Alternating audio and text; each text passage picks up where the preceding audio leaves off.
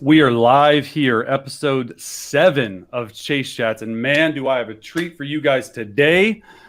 My favorite head coach of all time, Coach Gary Pinkel. I want to give a quick shout out to Socialive for letting us use this platform. It's amazing. It's super easy. A lot of my friends are now using it, broadcast out to multiple social media outlets all at one time.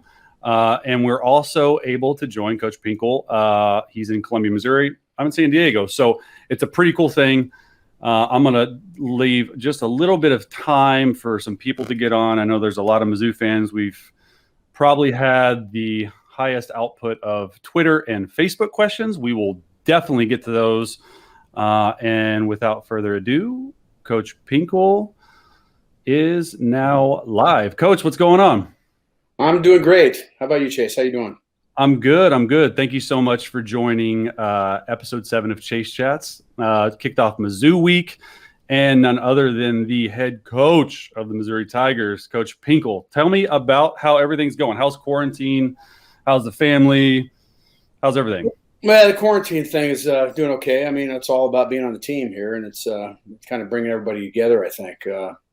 Obviously, to our prayers go to all the families that lost people, and hopefully we can get out of this quick. But it's I think it's also been kind of interesting. I think families kind of had to look at their old time restructure, like back in the '60s when I grew up, where you could just you did a lot of things together. You didn't go do your parents drop you off to here and pick you up, take you to here, pick you up, take you here. It's been pretty good from that standpoint. I think it's been positive. Yeah, and you are in Missouri, and Yep. so how's the family? How's the family doing? Everybody's doing good. My wife and I, we're probably mostly down at the lake, but we bounce back and forth. I have my office here up in Columbia, my house here, so it's I have to have that. And I'm doing well. My cancer, it's not in remission, but I'm doing fine. I do work really hard to take care of myself, because the better health you have, the better you are. So I've been blessed in that way. And foundation, I've found GP M.A.D.E Foundation. M.A.D.E is an acronym for Make a Difference Every Day in the Lives of Kids. And my wife and I run that, and certainly have some great people working with me. And we just actually gave out scholarships. We started this thing last April, and we gave out $160,000 of commitment to scholarships in the state of Missouri. So we're excited about that. We started a scholarship program in Kansas City and St. Louis, and we have one in Central Missouri. Plus, we've been giving out grants to help kids. That's what's I miss taking care of my players. My wife asked me about a year and a half ago, and she said, she's kind of looking at me. She goes, "You okay?" I said, "Yeah." And people ask me what I miss the most, and I miss game day. I miss putting my headset on game day. I love that 4 hours. Now, it didn't turn out the way I wanted to all the time.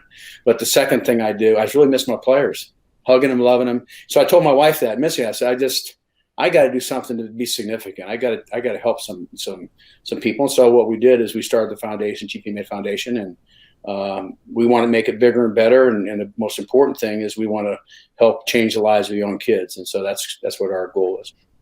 Yeah, I definitely want to talk a little bit more about that, because when you were finished, you took a couple years off, and then I know you got into it a little bit, but the GP M.A.D.E Foundation, I mean, we were going to do an event, right, April 9th at the university, and unfortunately with COVID-19, everything that goes along with that, it got canceled, and I was really looking forward to it. And I've done a little bit of research. So if you're just anyone off the street, right, and you're wanting to know, like, Coach Pinkel's new passion, it's this GP M.A.D.E. Like, what made you come up with the idea, the name? Like, how did all that get started, and how long did it take? And sort of talk a little bit more about your foundation. Well, the GP M.A.D.E came from the GP M.A.D.E that we used in recruiting, but it was called Mizzou M.A.D.E. And basically what it was about, it came up with some of our players that, came up, and forget which player it was, said that, Mizzou made me. They made me stronger, faster, quicker. And then one of our coaches said, use the term Mizzou M.A.D.E, just talking. And we went, wow. So we plugged it in, and through the rest of the years, Mizzou M.A.D.E mean, we can develop you better than anybody can. and we give them statistics to show them. So that's how that came up. And then I came up with my foundation afterwards. I had somebody came up and said I had to create my own email. And so they wanted you to just go coach at GPMA.com. That's how we got to that. And then my wife came up because she's a lot smarter than me. She came up with an acronym, make a difference every day in the lives of kids. And bingo, it worked. And so it's fulfilling, though, Chase. I do talks on teamwork and leadership, and I enjoy that. But, it was just, I always felt all along, even though you never went perfect, we always tried to help our players. It was about values. It was about doing things the right way, being a great teammate, all those things. And for some kids that grew up in really tough backgrounds, and other kids that just struggle with those kind of things, I think we changed their lives. And when they went put their tuxedo on, and our banquet that we'd have for our seniors every year, they'd be all lining in front. And I had a story on every one of those guys, and how they've matured and grown, and that's a responsibility we had. So that's what the foundation really was about. That's amazing. And I mean, I also want to ask you, just like personally, like, because, and you've hit on this already, you were so involved and you cared so much about your players. They were like family, right? They were family. Every single year is a new group of family that come in, but those 4 or 5 year guys, like, how hard was it for you to step away for coaching? And now I understand the health, and that was a big issue, but you also want to spend more time with family. Like, how hard was that? Because I can't imagine when I have to retire, or when I get asked to, hey, you're cut, you can't play anymore, because it's been so much about who we've been. Like, I'm sure that was very difficult for you. It was, but it was on the premise of what was, I didn't want to have regrets. That's the biggest thing. That's why I eventually made the decision I did. I didn't have regrets because I don't know how long. I might live 5 more years, 10 more. I might live 2. I don't know what's going to happen to me. And I didn't want to be working, 75 hours a week, 40 weeks out of the year. Yeah.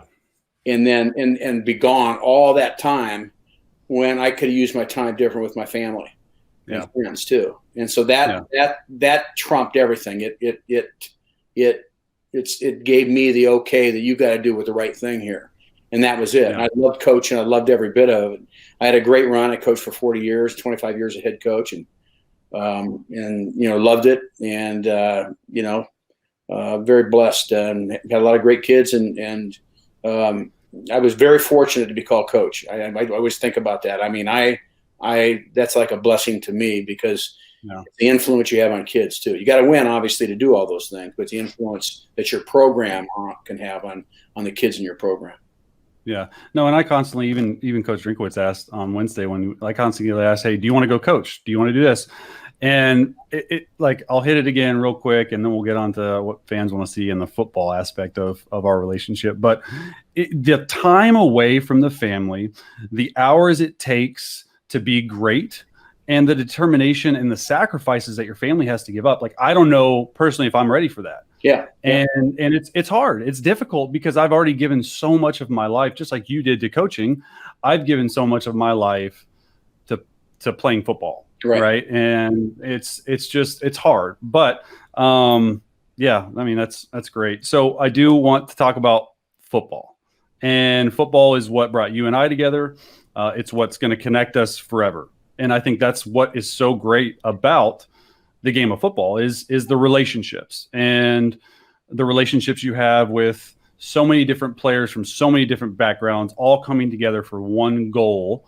And that is to win, and to win championships. And I want to talk a little bit, and I've never really asked you this, and I don't know if you've ever really thought about it, but I do want to get back to, like, so when you were recruiting me back in 2000, I better not say the date. I'm going to show you how old I am, but I think it was like 03, 04. Missouri was my first offer. And then that sort of started like, oh, Missouri offered them. Okay, like, let's get some more offers. Like, tell me a little bit about that. How did you guys come to find a little quarterback in Southlake, Texas, and just sort of what that entailed? Because personally, I think it's a cool – I've never really even heard it. Well, we have obviously our recruiting evaluation was really big that we had there. It was very thorough. What gets you in our business, what gets you is not signing enough great players, but having mistakes. So you recruit 20 players and 10 of them are mistakes. That's how programs flounder around. So our evaluations was real important. Quarterbacks was different for sure, just because that's my whole background at Washington, coach quarterbacks, part at Toledo and at Missouri, and background. I've been fortunate to be around a lot of good quarterbacks forever. Dave Steck brought your name up and told us about you and South Lake Carroll, and Coach Yost is a great quarterback coach, and so we did a lot of evaluation. We even more so, we're very thorough, but really more so the quarterbacks, because it's the greatest sport in the world, football. It's the greatest team sport. You got guys who weigh 335, you got corners who weigh 180, but at the end of the day, the guy behind the center has a remarkable influence on winning and losing. And so, we liked everything about you. I mean, I liked you on film, your balance, your throw. You were such a balanced thrower all the time, which is for accuracy. I mean, your feet were always in position. I used to watch you, during 7-on-7 stuff. I'd watch your feet, and I could never coach any of my other quarterbacks to move their feet so balanced. Like, I think you're born to do that or something. Yeah, that has a lot to certainly do with your accuracy too. And and then we went through the process. I remember when you committed, how exciting that was. I remember meeting you at the ice cream stand. Your mom was there, me, you, and Steck. Right? I do. Yeah, absolutely. Talking to you, and that's my first time I actually met you. Talked and everything, and then you came around. And we talked a lot more later on. Talked about my quarterback background, and we've done a lot of success with it. And we loved the offense you were running, because we had made that switch to a spread attack. Yeah. And then you committed to us, and then I got a phone call from Steck. That's what I remember. Am I jumping the gun here? You want to mention something? Yeah. No, that's hilarious. No, I love it. I mean, and so from my standpoint, that was really cool, and just, I guess, sort of solidified my place in wanting to come to Missouri, is because, as you know, in coaching and as a player, like, you want to be wanted, right? And no one had offered me. I think it was right after my junior year. We had lost by 1 point in the state championship game, but I put up good numbers, and we were a pretty good team. Yeah. And it just showed the faith sort of you guys had in me, because nothing's promised, right? Recruiting, you I'm sure, just like in the NFL, like when they draft, like, you try to get the top guys in the best areas that fit your program and your needs. And I just remember one conversation, I think it was a Steck or Yost, and like, hey, like, listen, we're going to an offense, and it's because of Brad Smith, first and foremost. Yes. But we think you're going to fit that offense perfectly, and we can do things that your offense in South Lake Carroll, like the spread offense, can do, and we can do it here. And we have great players. We're going to be great. And I was just so sold on it. And that was, I remember even signing day, Texas approached me, and that Texas, that back then was a dream school of mine. And it's real, it's well written everywhere. But just but let me say what you put me through, because Steck gave me a call. And I was recruiting somewhere, and he gives me a call, and he says, I got some news about Chase. And I said, what? And he said, well, and he's mumbling around a little bit. I said, will you tell me what's going on? He said, well, deep down, he kind of always wanted to go to Texas a little bit. That's where he's from and everything. And he said, the Texas, their number one commitment guy left and went to LSU, I think. Ryan Fairlew. He said they offered Chase, and I'm holding my phone. I'm just the life you live. Okay, I'm holding my phone and going, I'm not going to even say what I was thinking. Yeah. Oh my gosh! I said, well, how do you want to handle this? You want me to give him a call? And Steck said, yeah. So I don't know. A few minutes later, I gathered myself a little bit and called you up. And hey, Chase, how you doing? He says, good, coach. How you doing? Good. You're acting like everything's normal. I know it's not. And he said, and I said, here, you got some activity going on, something like that. He goes, yeah. You said, yeah, I do have, some things going on. He goes, but you said, you just referenced this a moment ago. You said to me, you said, Coach, I want to go where people want me the most. And I feel very comfortable with Missouri. So I'm going to Missouri. Yeah.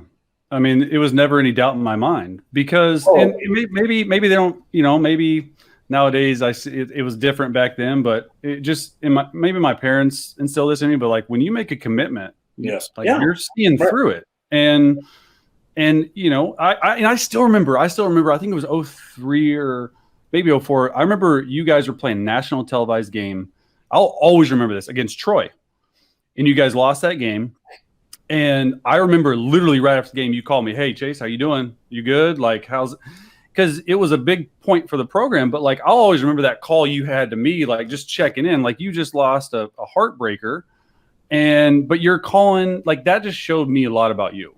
Yeah, well, I appreciate that. So that was you know, that ended up being really big, you know, and we obviously recruited a lot of other players too at the time too, and our player development program is starting to work. And but certainly that, you know, you have to have a quarterback. I mean, that's our business. I mean, and when I've been blessed, I don't think I'm the best decision guy in making them. I think I'm a little lucky. Also, one thing I had to always do, I had to meet these guys. You watch them on film, talk to them on the phone a little bit, but I have to look them eye to eye. Sometimes I would sit there and talk to them for 2 hours because I just had to get a feel for the, you know, the it things. Yeah. Like Brad Smith, you talk to Brad Smith, and you know, he's like the nicest person you ever know. And not that you have to be mean to be a football player, but I'm thinking, I'm talking with him for quite some time, and I'm thinking, well, is this guy going to be tough enough to play? Because he was just so kind. And then he did, little people didn't know, he put his helmet on and became a warrior. And you know, that was the selection of the quarterback position is hugely important, obviously, maybe most important of anything you can do in a college, high school, or NFL. There's no question. And so let's go on to 05. First summer I'm on campus, like bright-eyed, bushy-tailed. And I'll always remember, and you've heard this story before, Coach Dodge, my high school head coach. Yep, for a lot of people that don't understand this, like when I committed and when I was going into camp or summer program back then, whatever it was, the first semester I was on, it was really first summer, you know, Coach Dodge sits me down before I go. And before I go up to college, and he's like, "So what are your plans?" And I go, What do you mean? What are my plans? He said, "Well, what are your plans? The quarterback position, I know you've like researched it. Like there's a lot of great people. They just got Chase Patton. They have Brandon Coleman. They have Brad Smith." I said, "Oh, Coach, like I'm just going to go in and try to, you know, learn the offense, just feel my way around." And he just stopped me like right after that. He goes, "No, like what is your goal?" I go, "I don't know. Like I'll probably just redshirt and sit out a year and learn from Brad, and everything's dandy." He was so, I will always remember this. He is so serious. He looked me in the eyes. He said, "Chase, that should not be your goal. Your goal is to go in and start." And I was just silent. And because I knew, I mean, Brad's a living legend still to this day. I mean, so much to the program. And I'm like, in the back of my mind, I'm like, there's no way. Like, there's no way I'm going to go in and compete for a job. They have a 4.5-star recruit, Chase Patton. Brandon Coleman is huge, athletic, amazing. I mean, we had a great quarterback room that first year. But I will always go back to that. And I sort of take it wherever I've been, but especially that, like, I went in and sort of competed with a different mindset than I would have if I didn't have that talk. And the reason I'm bringing this up is, you know, we didn't really say much about it in camp, and I had a decent first camp as a freshman, but I'm running fourth string. And this is for all the quarterbacks out there in high school, quarterbacks, college, NFL, anything. Like, this is sort of a story and sort of inside of a story. But like, I put my full effort into it like I was wanting to start. And I don't think you know this, but I had no idea. Like, I was taking 4, maybe some 3s, but at the end of camp, you call me into your office. And this is something like so vivid in my mind. And you say, you know, I was, 18 years old. And you said, "Chase, listen, I'm going to be honest with you." And that's what I always appreciated about you. You were always honest. "I'm going to be honest with you. We think you can help this team win this year." And I was just like, "Huh?" "And we want you to not redshirt. We want you to be a part of, whether it's a series in the second quarter or maybe a series in the second half. We want you to play." And I was thinking to myself, like, wow, like it threw me back a little bit to what Coach Dodge was saying. If I didn't have that mindset and that determination, that grit, and play really well in scrimmages and just that warrior mentality a little bit and the competitiveness, it would have never happened. And I'll always remember you said, "Now it's your decision. Now I want you to go talk to your mom and dad about it." And so I did, and my dad was like, absolutely, go play. And so that's a story that will always stick out in my mind. Yeah, that's interesting. What great advice from your coach about that.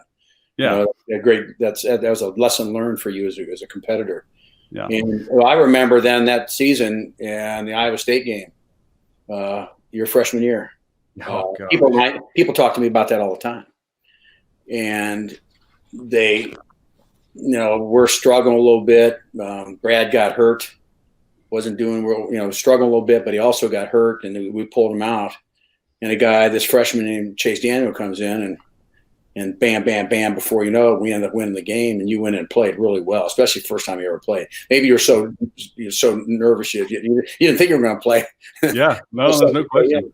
Yeah, so anyway, we put you in, and I knew after the game, I mean, I've been in this business long enough to know, to all the people listening out there, I knew right after the game at the press conference, people are going to say to me, is Chase Daniel going to start now?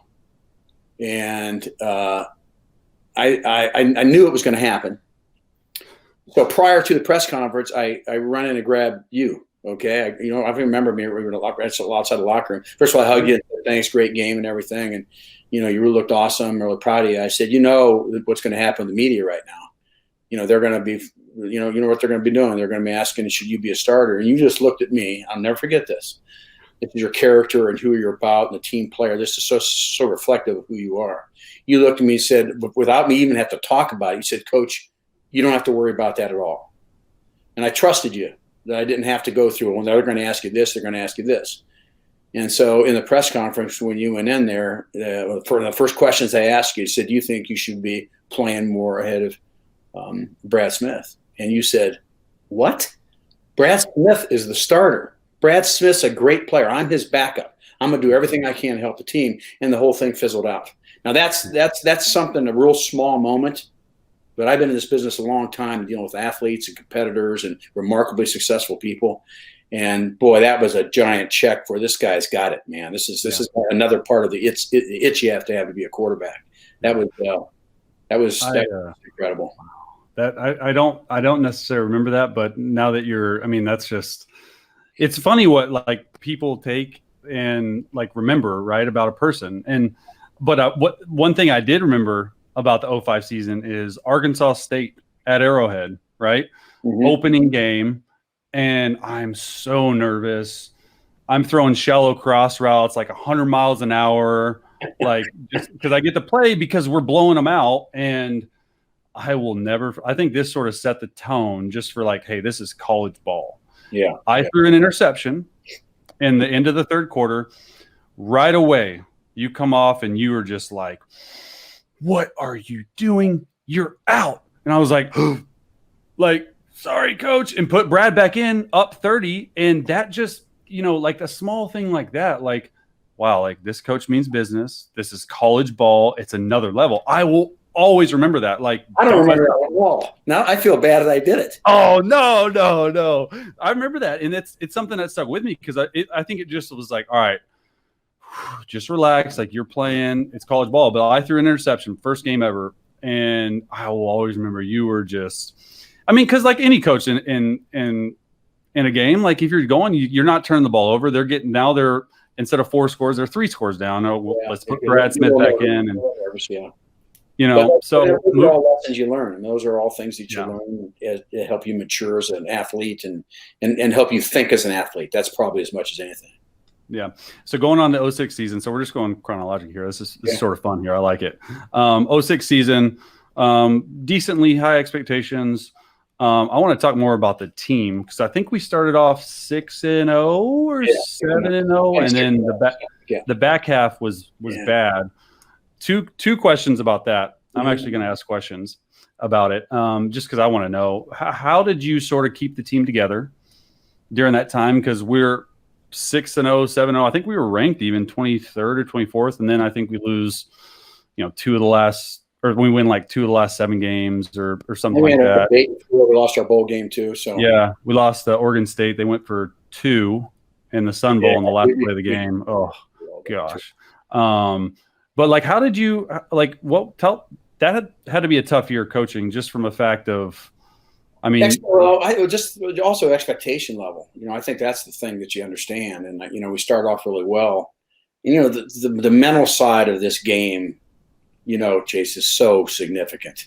How teams think, how they prepare together, it's so significant. And we just couldn't play a couple real good games and then come back and play a good team and without playing our best game again. We had to fight through that. I got there three of the first 4 years we had losing seasons when I got there, and we were changing the culture, and we never deviated from it. We always did it. We always we handled adversity like this. We handle success like this. This is what we do. But you have to get over the hump if you want to win at a high level, and that's everybody. Keeping, don't read the newspapers, don't read all this stuff. Just focus on making yourself a better player. And that's maturity. That's leadership by coaches, but that's also leadership by teammates. When teammates start maturing in your organization, they feed all that stuff to these other players. And I think that was a real transitional year because that was a very frustrating year for me. We should have been a couple wins better than that for sure. And that's my fault. I mean, I'm honest with myself on this stuff. And so that was I just felt we had a more talented team than what our win-loss record is. And that's not very good. But I also understand there's a process to learn how to win and play at a high level. And that's where that next year came in and we kind of figured it out, which set the tone for about the next decade. Yeah, there's no question. And the other big thing I want to talk about is if people are watching at home, I'm currently wearing a backwards hat. And I just wonder, first of all, if it still makes you cringe. And second of all, talk about, okay, because I always want to know this. How many times, just tell everyone, how many times I came to you asking to wear, first of all, a baseball cap. Yes. Second of all, to wear my hat backwards. And then you finally let in. And I think probably you don't understand this, but like, it was a big deal to me because I wanted to let my personality show. And you were just, for a lot of reasons, probably like, no, like, what are you talking about? Like, we don't do that here. But I think I wasn't really into your personality at the time. Exactly. I didn't really care about your personality. I cared about you and your teammates, the image that a quarterback has. Yes. I just want the guy, get his lunch pail, put his helmet on, go fight and battle. And you were a great team player. I mean, you're a phenomenal team player. That's one of the great things about you. But I had never, ever Washington, Coach, Conklin, Chandler, Brunell, Billy Hobart, a bunch of NFL players. And I never changed. I mean, that's how we did it. And we're not going to have our hats sideways. And I didn't want to wear hats. Yeah, no, for sure. That was me. So, I got to mature and grow too here a little bit too. So I went through all that a little bit, but that's, for me, I just want to win. I want you to be the greatest quarterback there is. And you're walking up to me talking about wearing your hat and wearing the hat. I'm just telling you how I am, especially during the season. Yeah. Guy. And so I really, Chase, I don't really want to hear you about your freaking hat. I don't care about your hat. I care about you just, going out and be a great team. And anyway, you end up getting your hat. So you broke me down a little bit, but I'll always remember the day. I a little bit too. So I do. Well, there's no question, but I always remember the day. Like I'm pretty sure we had just won, like blown out somebody. It was in 06. And I caught you. I mean, I don't think people understand. I came up to you at least 10 times from 05 to 06. Just like, hey, coach, like I finally caught you on a really good day. You're like, okay, fine.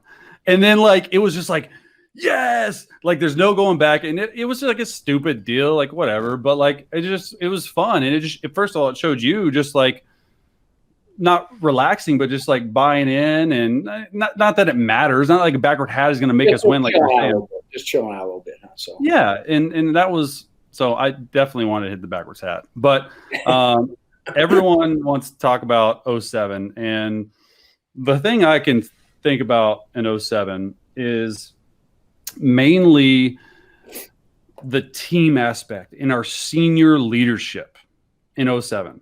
That senior leader class, I mean, they had been through everything and stuck together. And I just remember it was a totally completely different tone going into 07 than even 06. Like, we expect to be here. We're a good team. We're going to make this work. And I owe all the credit to like the senior leadership and the coaching staff, just changing in. I mean, talk a little bit about, there was a lot of expectations going in 07. talk a little bit about, first of all, that senior class. And just, yeah, well, I think that, that you want to create a culture, and we didn't deviate. We didn't all of a sudden come in after 2006 and say, well, we lost several games we should have won, and we're going to change this, change that, and change this. We didn't do that. We believed in what we do. And I think the players understood that. And certainly the more players you get in the program, you start training your freshmen and sophomores on leadership. How we did that. We had the older players, meet in February in meetings and doing that. I met with the seniors all the time, the senior leadership. So constantly develop leadership, constantly talking about what being a Missouri Tiger is, how we practice, how we prepare, what we do, all those things. And we just were diligent. I mean, we just kept just going on and on. And it was neat to see the maturity of the team change, because I knew it. I knew in 2007 we had to be good, but we had to learn how to bring it every week. I mean, every week, no matter how big the game is, we got to bring it. And the lead, without mentioning all the guys' names, I mean, we had so many good players on that team. There was probably 10, 12 players playing in the NFL, maybe even more than that. But we had a bunch of receivers, tight ends. You had a great group around you, defense. I mean, we had a lot of great players, and your teammates were unbelievable. I named one or two or three names, and I mess it all up, so I'm not going to name them. No, I mean, everyone knows. Oh my gosh! I mean, unbelievable, and it was quite a year. If you go back and into that season, people ask me about that season, and people ask me all the time, "Was the greatest game, one of the greatest games you ever coached?" And even they used to ask the head coach, or even at Washington. I coached in 3 Rose Bowls and Orange Bowls, and offensive coordinator in Washington for 7 years, and we had some big games here. But there was the big a game day environment that in Arrowhead Stadium was surreal. That in Arrowhead Stadium, I'm not saying there wasn't as good of ones in this country in the history of games, but you're not going to outdo it. You're not going to outdo the intensity of 70,000 people, arch rivals. And I mentioned this to you before too. We drive up in our buses, and we're going real slow right into. They're going to take us to a locker room, and our Mizzou fans, first time ever. We got like 5 buses of players and coaches. Mizzou fans are up, hitting the sides of the buses. I look back at my players. And then you guys, and your guys are like, your eyes are like this big, going, what the heck is going on here? And I felt bad, and I told you this earlier. I felt bad because when I was at Washington, and you're in Pasadena, you're going to the Rose Bowl, your buses go up. That's what. When I was at Washington, the Husky fans beat against the buses. So I look back, and I was so mad at myself between that and when we got off the bus 5 minutes, 10 minutes later, that I didn't prepare you for it. I should have said possibly this might happen. So preparation's everything, and we make mistakes too, but. That environment was a big environment as you're ever gonna get. Are there as good? Yeah. Are there better? I don't think there's too many better than that. Yeah, I mean, and you talk about driving up in the bus. I mean, I was on the bus with you, and I mean, I just feel you're first of all, the bus is going like 2 miles an hour, okay, because the fans are like in front of it, like you're almost like running them over. And it was night. It was like dusk, right? Night was coming. It was a nighttime game. It was cold. But playing in Kansas City for 3 years, I always remember the smell. I swear to you, it smelled like Kansas City barbecue. That's a smell I'll never forget. It's the first time I ever smelled it because it's one of the first night games we played, and they had been tailgating all day. They were rowdy. The stadium was split 50-50, although I swear I saw more Mizzou fans. And just going into that game, for me personally, like, there was no added pressure. Like, I feel like from a coaching staff perspective, you guys made it where it was just like, hey, it's just another game, although it wasn't, because we saw LSU had lost early in the game, early in the day. We pretty much, if we win, the winner's going to number 1 and has a play-in game of the national championship. But you never talked about like, you talked about let's stay the course, let's just play our game. And for whatever reason, I felt, and I'm sure you felt, like everyone was just super loose in the locker room.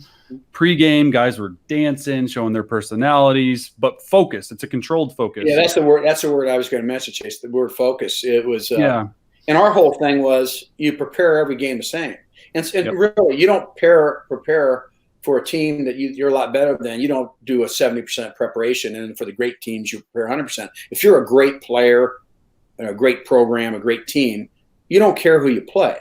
You don't care.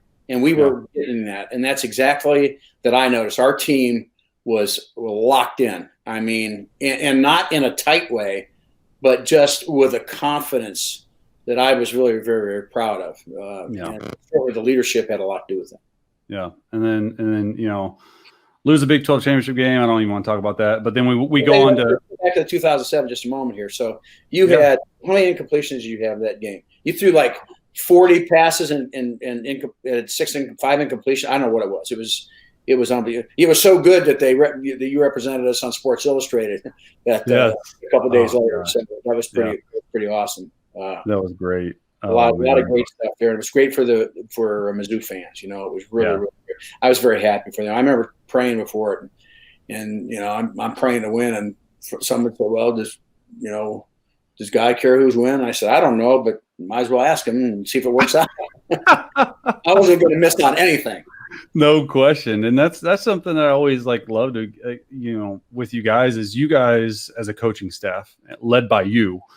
We're always and maybe players sometimes don't notice it. I feel like I'm not your average player. I notice a lot of things from how we do stuff in the weight room to the dining hall to coaches' preparation to how all that stuff. Most people are just all right, go install whatever. But the thing about me that I love that year is you guys were just so detailed. All right, you didn't miss anything, and that comes from hours and hours of preparation and some dark times as coaches, because you were like, hey, I don't ever want to make that mistake again, and you just sort of built on that. That's sort of what I got out of that year. Yeah, it's attention to detail. That's our program. That's my Don James background. My book called The 100-Yard Journey, I talk about Coach James a lot. And attention to detail is huge. And a systems approach to have, this is how you recruit A to Z. And you don't have this stuff out here and you don't ever look at it. You live off of it. And you don't ever change drastically. Try to make yourself 3% better every year to keep making yourself go and set. But having all these systems that we have, whether it's recruiting evaluation, whether it's for academic success, all the different areas, and the mental preparation, that we talked about all the time. Get stronger, faster, quicker. I'd go in front of the team and say, 3 years ago we had 37 guys that can run 4, 6 or better. But guess what? Right now we have 62. So I would all that goal setting and that was for confidence a lot. Not only you're stronger, faster, quicker, but that was also the mental, kind of the hidden mental approach to feeling good about yourself that you can go compete against anybody. There's no question. Anyway, it was that got us over the hump that season. We lost the championship game, had a great bowl win against in the Cotton Bowl back to your town, and then Mizzou football changed for the next decade. Yeah, and you guys were, and everybody was a part. I think Corby Jones. You mentioned him a couple weeks ago when you were there. I got to know Corby and all those guys. They came in and they got a scratch. They went to a couple bowls and got things going a little bit. And then those players we recruited in those first 4 years, first 5 years, and you were one of them. God bless them, because a lot of them didn't realize the success that they helped build. And I really am so appreciative of them hanging in with us and that losing, winning, losing. I'm so appreciative of those guys hanging in there with that, because they should feel very proud of what they were a part of. And they certainly were significant in helping us build this program. Yeah. And that's sort of what I want to talk about next. We have a couple more talking points, and I do want to get to some Twitter questions, but you said it set up Mizzou, for the next decade. So I want to hear from you, and I know a lot of people, and I've got a lot of talk about this. What was the difference when we went from Big 12 to the SEC, just purely football, right? Because it's a different conference, it's a different style of play. And how were you guys able to have success so quickly? Well, first of all, I was honest about this with everybody, because people ask me the question. It's the league is significant. There are so many good teams in the league, without naming them. I never do that. And there's so many teams, and the fans are different in the SEC. And all that stuff. It's just different. I'm just telling you, it is.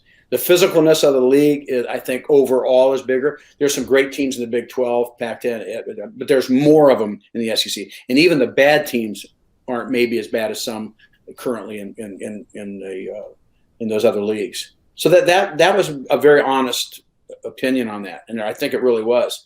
I think the people in the Big 12, when we went back-to-back divisional championships, won 22 games in 2 years, I think they were jumping on board saying, I told you, we're Big 12. You look what they're doing in the SEC. I had a bunch of the head coaches I met up with at the convention. They say, thanks, Coach. They were, because it kind of brought back to the Big 12. Hey, look what just happened. And that's kind of an interesting sidebar on that whole thing that you would ask that, Chase. Yeah. I mean, that's super impressive. Is there anything else you want to talk about before we get to questions, Coach? Because there's a good bit of questions on here. We can do that. I just really appreciate all my players. I say this to people. You can call me Coach. I was going to put in my book. I was going to name it. You can call me Coach.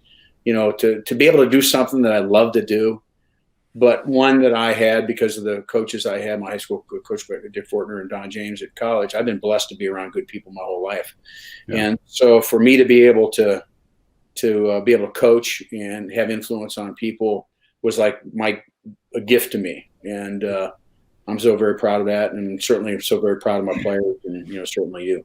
Well, I think from my standpoint, and when I say my standpoint, I'm saying every player that I played with from 05 to 08, all 4 years I was there, all the players that were before me, all the players after me that you coached. I mean, you want to talk about legacy and you want to talk about impact and you want to talk about influence.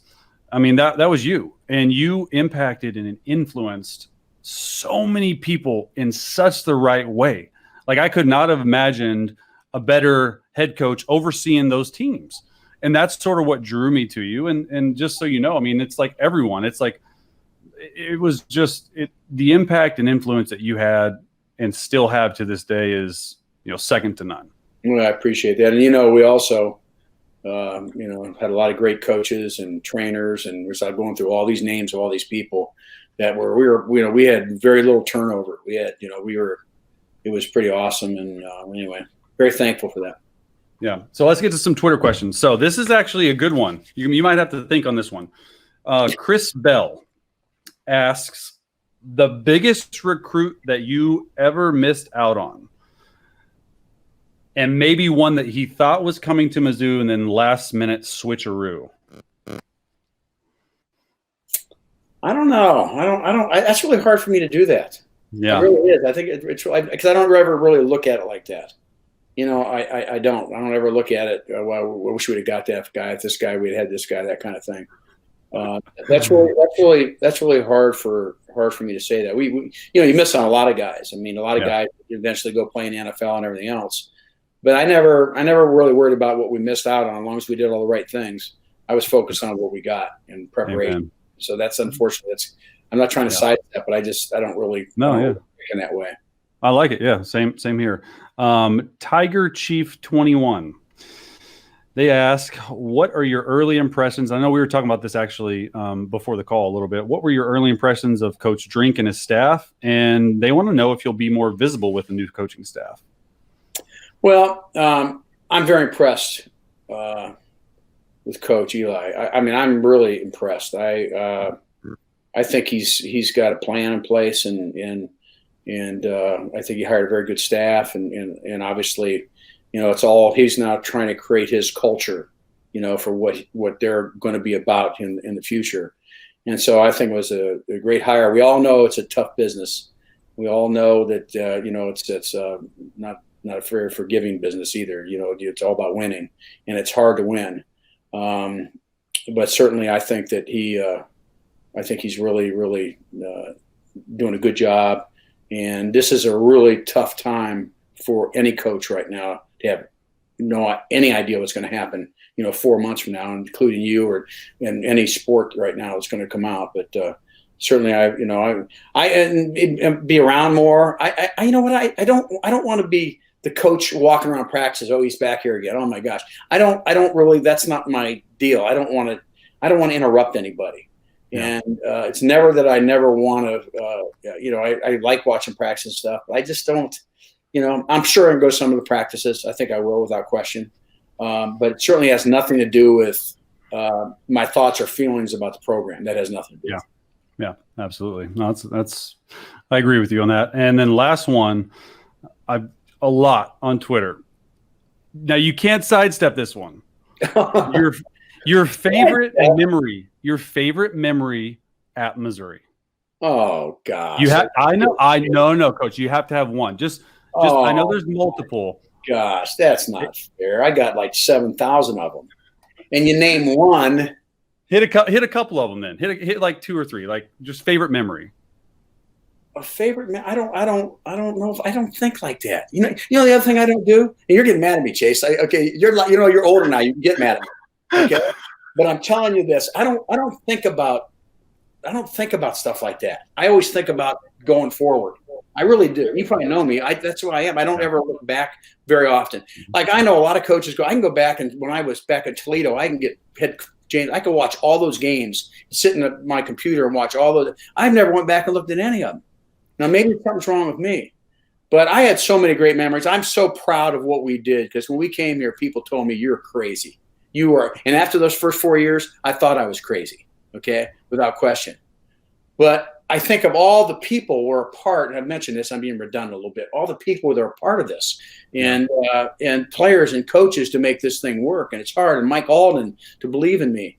It was great. There's so many big games every year, some great games, and certainly so proud of our team and in so many ways. And next time I'm going to be prepared for this because I'm going to think about it and try to write it down. I put you on the spot. Honestly, I just don't think about that stuff like that. I don't really. There's so many great moments, and I'm not trying to sidestep it. So. No, it's good. You gave me a verbal reprimand. Yeah, no, Coach. It's all good. Hey, listen, we're running out of time, and I just want to end with just know, Coach, like we're all with you. We love you. The impact, I hit it again. The impact and influence you've had on me personally, I don't think I could ever repay you for that. So I am going to end the broadcast. Don't go anywhere because we'll chat backstage. But everyone, that was episode 7 of Chase Chats, probably my favorite one so far. So we will see you next week. Be on the lookout. 2007 reunion. It's happening here on Chase Chats. Just don't know a lot of details yet.